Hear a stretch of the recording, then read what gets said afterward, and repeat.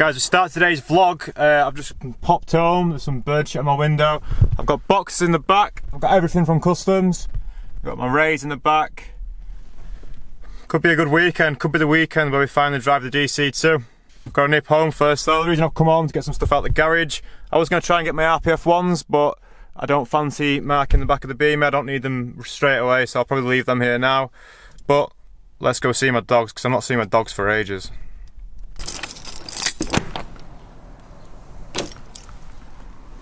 Hello. So, did you not recognise me? Grumpy old man. Did you not recognise me? What about you? Do you recognise me? What? You do recognise me now? You do? Yeah. Adam uses dogs for likes, so I may as well too, right? Nice. Sit down. Wait. Wait. Wait. Catch! Almost.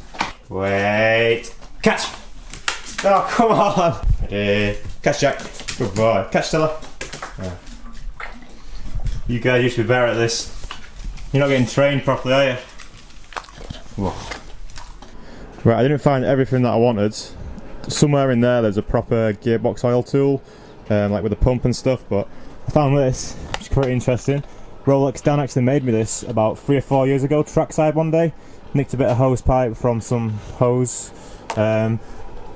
taped it onto an old funnel we found as well, and that was used to put gearbox oil back in my car about 3 years ago when I broke a drive shaft on track.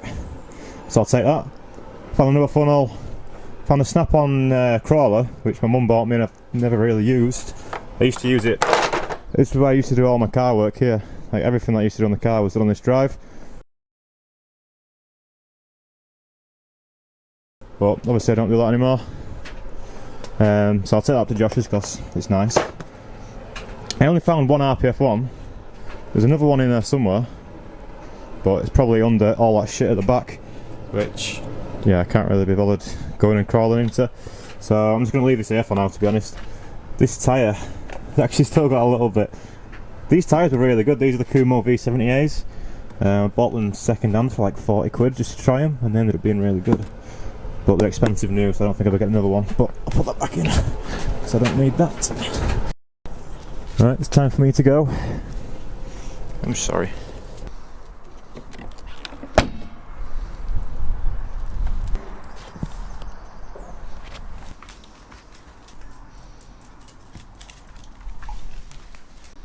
Bye, dogs. Bye, Jack. Just need to do one more thing before we go. If you look, every BMW I've had, I've took a picture just outside here, just outside the bungalow. Quite a few cars. So yeah, need to do that for the 91, then we'll get on the road. I don't care what anyone says, the hardest part about moving out from home is leaving the dogs.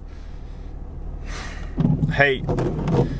It was one of the main things why I never moved out so late. Well, until I was 24, I just love the dogs too much. So happy to see them. And now let's go and do some cool shit. Right, made it to HCR, so I'm going to try and get cracking on the tag as soon as possible.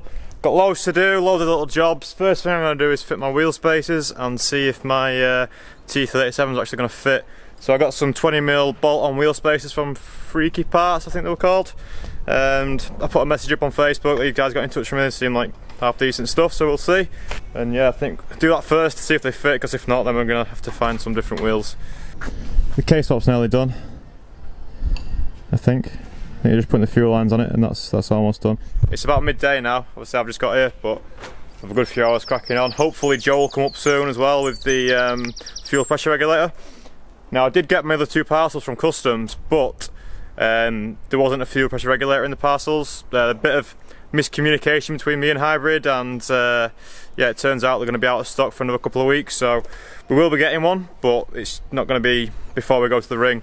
Now the fuel pressure regulator that was on it was shit, so we're not going to run that. Joe says I can borrow his AM fuel pressure regulator, so we'll put that on just to get to the ring and get the car running, and yeah, I'll give it him back after once the Hybrid one comes.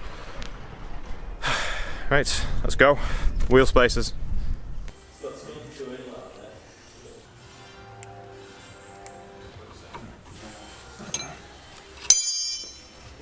Right, I've just got the first wheel spacer on. Now this kit that I've bought, it's a bit of a DIY kit. You've got to put the bit of thread inside the spacer yourself and stuff. So you need a bit of Loctite, copper grease for the back of the hub as well, but it's all on, it's all good. So now we need to find out if the wheel fits, which I'm excited about. It was really close before, but 20 mils should be enough.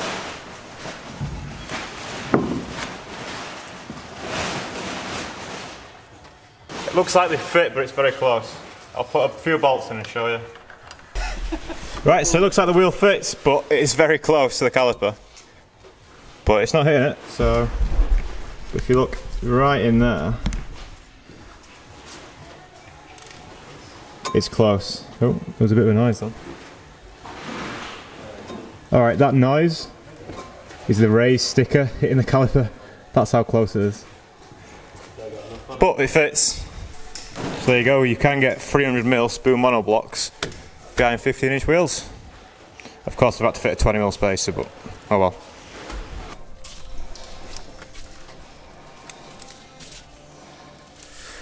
Right guys, I've been pretty busy, I've not been filming, but I managed to get the fuel lines pretty much in and tacked up underneath. I'll show you in a sec. Pretty happy with it. I tried doing them through the floor at first and then started getting self-tapper screws kind of coming up here.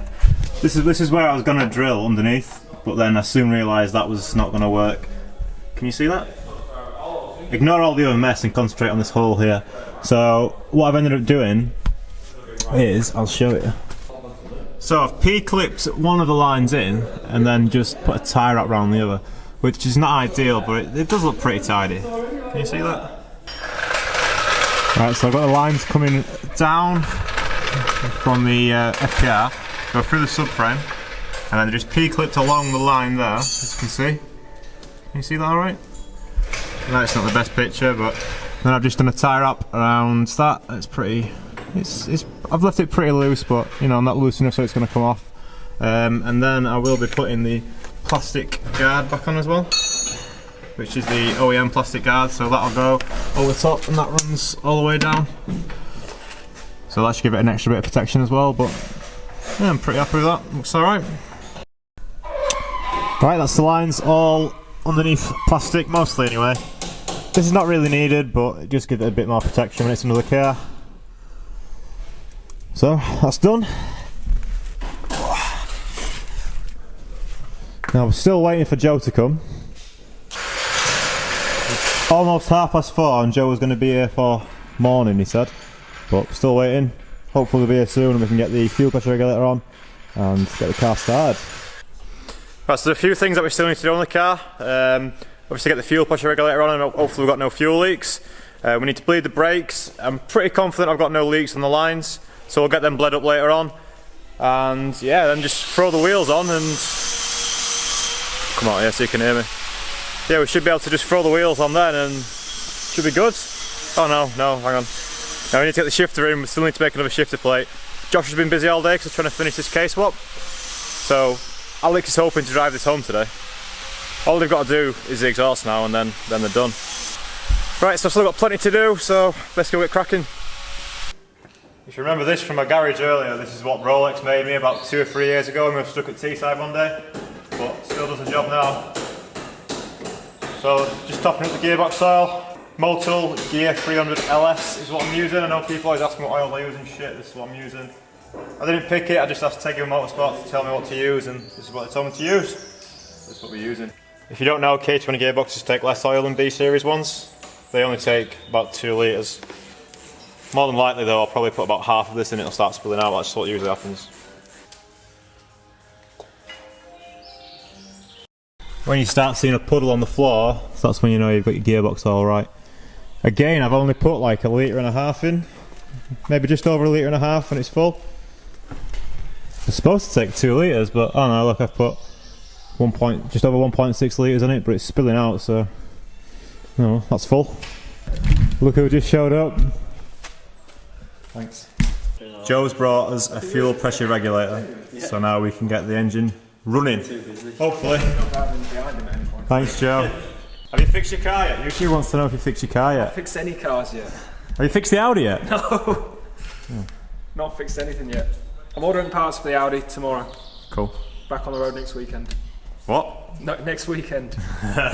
Okay. The date today is the 27th of March. I've had a bad time. I fucking managed to get the spanner trapped between the fuel pressure regulator and there. But it's a ratchet spanner and it only goes one way, so we can't just undo it. You get a flat blade behind it. Maybe, but it's gonna pry against the fucking fuel pressure regulator, isn't it? It does not want to come off there at all. Look. Is it off? No. It will be in a sec. Hey! Right, that's the fuel pressure regulator fitted. All good. Now we just need to bleed the brakes and get the shifter in and we're done. Oh god, that's a big thumb. There we go. Right, we've got a new problem. For some reason I've got no front brakes whatsoever. We've been trying to bleed the brakes and did the backs fine, come to the front, and if Josh presses the brake, there's just nothing on them at all. Which is very strange. And we don't know why. I don't know why. Yeah, the pedal feels fucking high, though. Pedal feels good, I thought. It feels really high. Right, we've had a bad time bleeding the brakes. It's all because of this line here. This is the line that goes from the master cylinder to the front T-piece. So what happened was we bled the rear brakes absolutely fine. They bled up, no problem. Got all the air out, looked good. Moved on to the fronts and no fluid whatsoever was coming out of the lines. And yeah, we were scratching his heads for a bit, tried a few things, took the lines off. We tried to just let it gravity bleed for like half an hour, nothing changed. You'll notice Joe right now has got his finger on the master cylinder. Can you see him? There he is. So this is a line. Obviously he's doing that to try and stop fluid coming out of the master cylinder. This is a line from the master cylinder to the front T-piece, like I've just said, and it's completely blocked. There's no air getting through whatsoever. I've tasted brake fluid already, just... nothing. I need to wash my mouth now. But this is a hell line. This is from E36. No, they're able to hear it though. This is another hell line from E36, but... see? That's fine. That's blocked. Why is it blocked, Joe? Either it's blocked or, I don't know, maybe it could have been something when it was made, something wrong. Yeah, he might have crushed it when he was putting the fitting on, but I doubt he'd do that. We just can't get anything to go out of it. We tried putting a compressed air line on it, and it's just blocked. There's nothing coming out of it. This has got plenty of pressure in it, in case you're wondering. And yeah, I'm still putting my finger on the master. Yeah, just wait there a sec, Joe. I've told Joe to wait while we film this. This is completely blocked. Come and get it.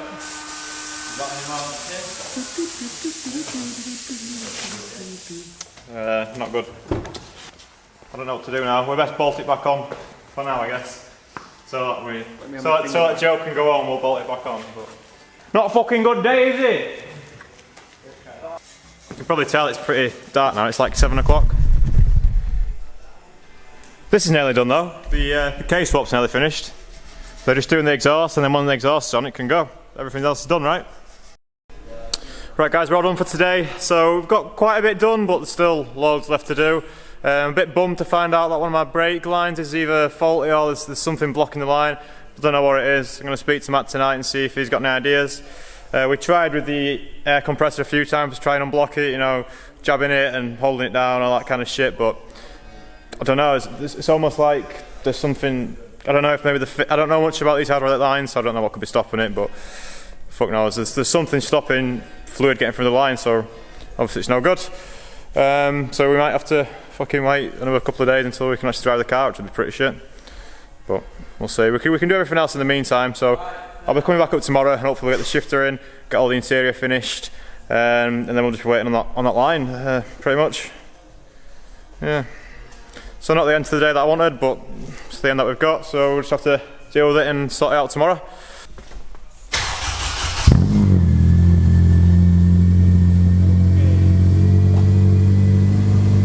Right, so gonna end it there. So I'll see you next video. I'll be coming back tomorrow, like I said, and hopefully we'll make some more progress. Get all the interior in. That'll be nice. But at least we got all the fuel lines sorted out. It's all plugged in. Couldn't test for leaks though, because the keys are over at Josh's. So we'll get the keys tomorrow and make sure we've got no fuel leaks either. So yeah, see you then.